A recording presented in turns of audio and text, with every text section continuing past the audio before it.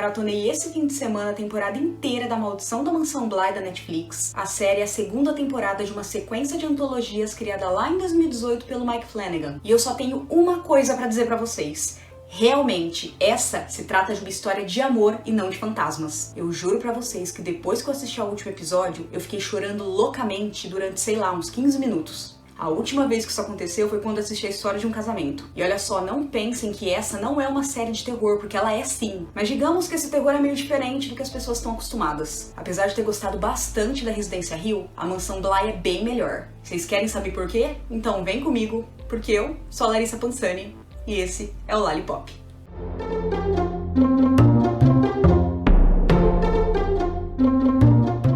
Olha só, antes de tudo eu vou explicar como é que eu vou organizar a minha linha de raciocínio. Eu vou dividir esse vídeo em duas partes. Na primeira parte eu vou contar um pouquinho da sinopse da série, o que se pode esperar, por que ela é melhor que a primeira temporada. Vai ser totalmente sem spoiler, então pra quem quer assistir a série, pra quem tá interessado em assistir a série, eu vou avisar quando é que eu vou começar a segunda parte do vídeo. Nessa segunda parte eu vou trazer uma análise mais aprofundada, eu vou contar o que eu achei da série, e eu já aviso que vai ter spoiler. Então, bora começar. Como eu já falei, a Mansão Bly é a sucessora da Residência Hill, uma série que tava no hype, que pegou todo mundo de surpresa, justamente por se tratar de uma série de terror. Ao contrário da Residência Hill, que se passa nos Estados Unidos, a Mansão Bly se passa na Inglaterra, numa cidadezinha bem pequenininha chamada Bly, mais ou menos perto de Londres. Vale lembrar que as duas histórias não têm ligação nenhuma, não têm conexão, são histórias antológicas. Eu acho que a única semelhança entre as duas temporadas é o fato de se passar numa residência ou numa mansão e mostrar os traumas de pessoas que são basicamente da mesma família, vamos dizer assim. Por que eu digo isso? Porque na primeira temporada, na Residência Hill, a trama se passa toda em volta da família Crane. A gente entra nesse universo e vê como é que cada personagem lida com seus próprios fantasmas, com suas próprias assombrações. Já na Mansão Bly, a única família existente são os órfãos Miles e Flora e o tio deles, o Henry. Já no primeiro episódio, a gente vê o Henry fazendo uma entrevista com a Dani, que é uma das personagens centrais da trama, pra ela ser au pair das crianças. Pra quem não sabe, au pair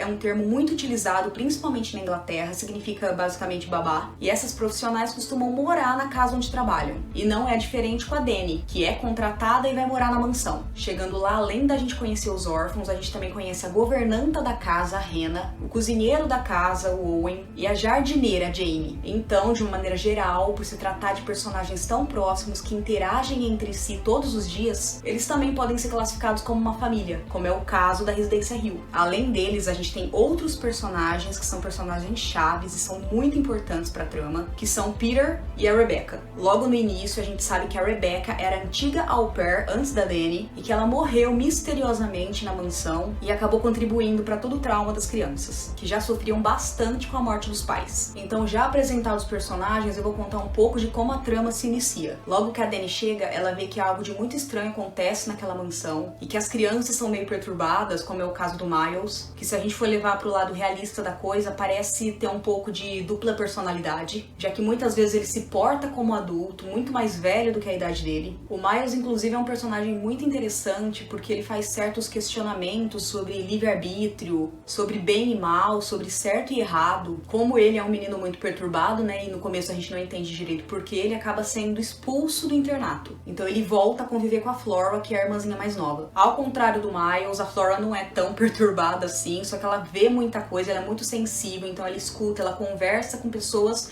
que na verdade não estão lá. Quase que uma coisa meio esquizofrênica também. A Dani também tem os seus próprios fantasmas, seus próprios demônios, que é em particular um homem com um reflexo meio estranho, meio reluzente, que aparece em todos os reflexos, em todos os espelhos, por onde quer que ela vá. A Hannah também é uma outra personagem que parece ser um pouco perturbada. Em vários momentos ela parece meio aérea, como se tivesse mergulhada nas próprias memórias, nos próprios pensamentos. E agora que eu já mostrei os principais pontos pra gente prestar atenção nessa temporada, vamos à análise. O que eu achei da Mansão Bly? Eu achei uma série muito bem construída, muito bem desenvolvida. Todas as questões apresentadas, na minha opinião, foram resolvidas. Eu achei o final da Mansão Bly muito melhor do que o final da Residência Hill. Eu adorei também a mensagem que a Mansão Bly passa. Como eu disse lá no começo do vídeo, não é uma história de fantasmas, é uma história de amor. A gente tem todos os conceitos de terror na trama, só que eles não passam de um pano de fundo, de um background pra uma história bem maior, que é a relação entre as pessoas. Outra coisa que eu ouvi a galera criticando pra caramba foi a falta de sustos e a falta de elementos mais fantasmagóricos, aqueles clichêzão de terror. Só que, gente, vamos lembrar que a gente tá em 2020, as tramas estão mudando, as histórias estão mudando, você não é obrigado a gostar de um certo tipo de terror. Mais do que nunca a gente tá vendo séries, filmes do gênero terror que tem um quê a mais, que tem uma história por trás. Se vocês querem um jumpscare apenas pelo jumpscare, vai assistir A Freira, vai assistir Annabelle. Essa não é a proposta da série, nunca foi. Inclusive eu já fiz um vídeo sobre isso, mostrando as várias categorias dos filmes de terror, porque hoje em dia tem terror pra todo mundo, assim como romance, assim como ação, assim como comédia. Se vocês querem ver esse vídeo, é só clicar aqui no card. Aproveita também para já deixar um like, se inscrever no canal. Além de ter essa pegada mais puxada pro terror psicológico, por que eu acho a Mansão Bly superior à Residência Hill? Eu já falei que a única semelhança que tem entre as duas temporadas é essa questão familiar. Só que ao contrário da Mansão Bly,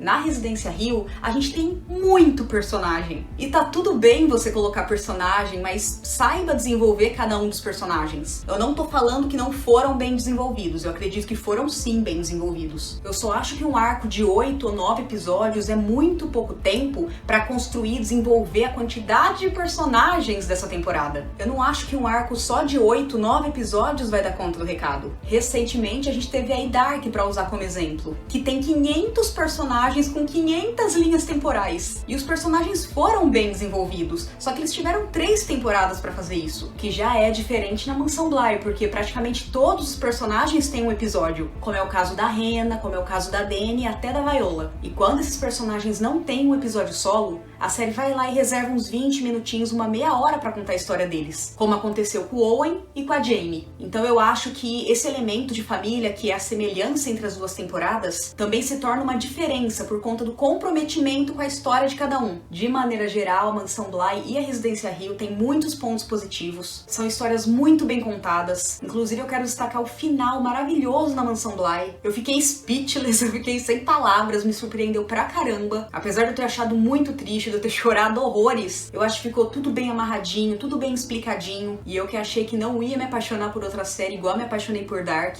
na Mansão Bly eu encontrei esses elementos e apesar de serem gêneros diferentes, tem como base a mesma característica, que é um drama de família. E eu termino aqui essa parte desse vídeo, eu contei um pouquinho da história, contei do que se trata, sem spoiler nenhum. Vocês ficaram curiosos pra assistir essa série? Então aproveita pra deixar um like no vídeo, compartilhar com os amigos, aproveita também pra se inscrever no canal. Nessa segunda parte do vídeo eu vou dar bastante spoiler, vou contar de uma forma analítica o que eu achei dessa temporada, vou explicar o final, explicar as metáforas, explicar as alegorias. E antes de tudo, pra quem assistiu a série, é interessante falar que existem 2 tipos de fantasmas. Logo no começo, quando a gente conhece a Dani, a gente vê que um espírito acompanha ela, principalmente nos reflexos. Só que esse fantasma, esse espírito, é diferente dos que a gente vê na série. E por que isso? Porque se trata mais de um trauma da Dani do que de qualquer outra coisa. Durante toda a vida dela, ela tá envolvida com o Eri, que é o ex-noivo dela, e eles acabam engatando um relacionamento que dura a vida inteira e quase termina em casamento. Por que eu digo quase? Porque além da morte do Eri, a gente vê os questionamentos da Dani em relação à própria sexualidade. Isso fica muito visível na parte que ela tá experimentando o vestido de noiva dela, e a menina tá lá ajudando ela a medir o vestido, e ela fica super desconfortável com alguns comentários. Ou seja, nesse momento fica explícito que o interesse da Dani por outras meninas sempre existiu, sempre foi uma coisa que tava com ela. Só que a partir do momento que ela resolve cancelar o casamento, é porque ela chegou no limite. E logo depois disso a gente tem a morte do Eri, que foi atropelado pelo caminhão. Desse momento até o tempo atual da série na Mansão Bly, a Dani é assombrada pelo espírito do Eri. Só que foi como eu disse, ao contrário dos outros espíritos que eu já vou citar,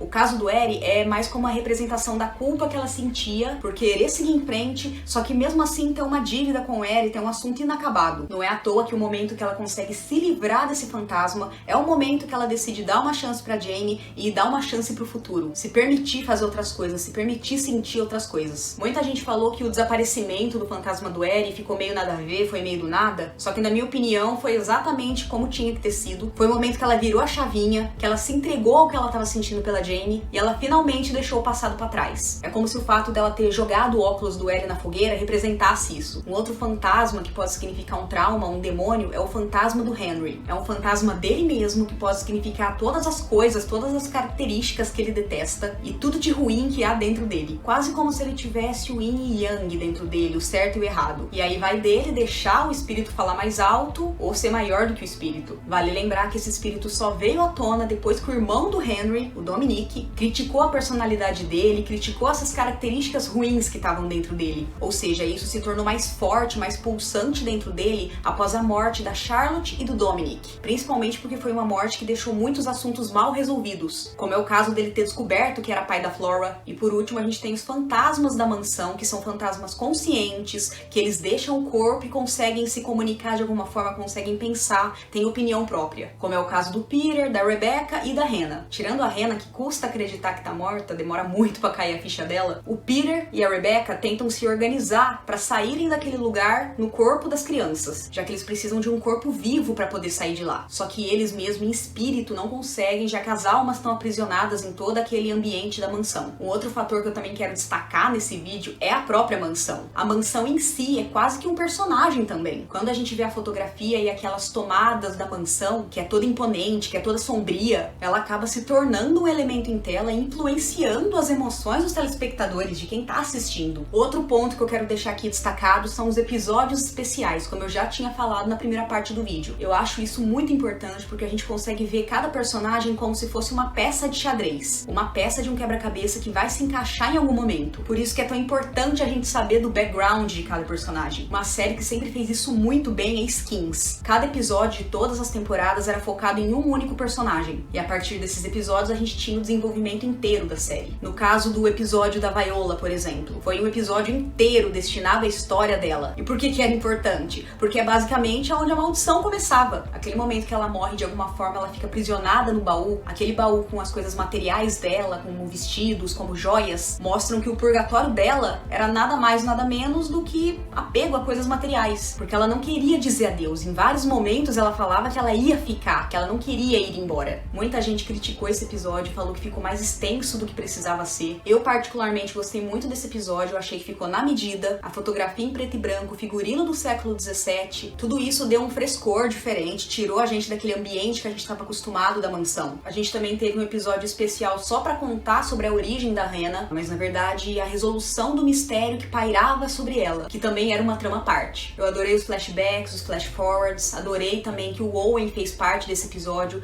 O Owen era sim uma parte importante da vida da Hannah. A gente também conseguiu ver um pouquinho da história do Owen no momento que ele faz a entrevista com a Hannah, e além disso a gente também teve um episódio especial só pra Rebecca e pro Peter. E eu achei muito importante porque mostrou como é que o relacionamento deles era abusivo e como isso de alguma forma se transformou no motivo que matou a Rebecca. O Peter era tão egoísta que ele não conseguia ficar sozinho, ele não conseguia enfrentar a eternidade sozinho. E pra isso ele manipulou a Rebecca pra ela se matar e passar o resto da eternidade com ele. Nesse episódio também a gente vê qual seria o purgatório do Peter. Ele deixa claro nesse diálogo com a mãe dele que ele sofria abusos do pai. Isso também acaba explicando muito sobre o comportamento e a personalidade do Peter. E a gente tem que deixar claro que explica o comportamento dele, não justifica. Porque nada justifica o comportamento abusivo que ele tinha com a Rebecca. E por último, a gente não teve um episódio destinado à história da Jamie. Só que a gente teve lá os 15 minutinhos, 20 minutinhos, que foi quase um monólogo da vida dela, onde ela conta pra Dani como é que foi a juventude dela, o crescimento dela. Então olha só que legal, de alguma forma todos os personagens foram construídos, todos eles tiveram um background. Só uma coisa também pra deixar claro, que é nesse momento que a gente vê o quão grande, o quão importante é o papel da Jamie na série. Já que no final a gente descobre que a Carla Gugino, né, que é a narradora da série, é a Jamie mais velha. E é com essa sequência de cenas finais que eu termino esse vídeo. Eles conseguiram mostrar como é que foi a vida dela juntas, cerca de 10 anos, em apenas 5 minutos. Vocês querem um exemplo melhor do que esse pra mostrar que a série foi bem construída? No fim a gente descobre, né, que o espírito que habitava dentro da Dani, que era a mulher do lago, meio que tava tentando se libertar e ela acaba machucando a Jamie. Então ela volta pra mansão Bly e acaba se afogando no lago, porque só dessa forma ela não vai conseguir mais ferir ninguém. E como a Jamie não quer perder o amor da vida dela, ela também volta à mansão e ela tenta recuperar de alguma forma a alma da Dani, citando aquelas 3 palavrinhas que convidavam o fantasma a se apropriar do corpo. Ela mesma na narração diz que ela tentou de todas as formas gritar eu, você, nós, só que ela não conseguiu. É aí que tá. Será mesmo que ela não conseguiu?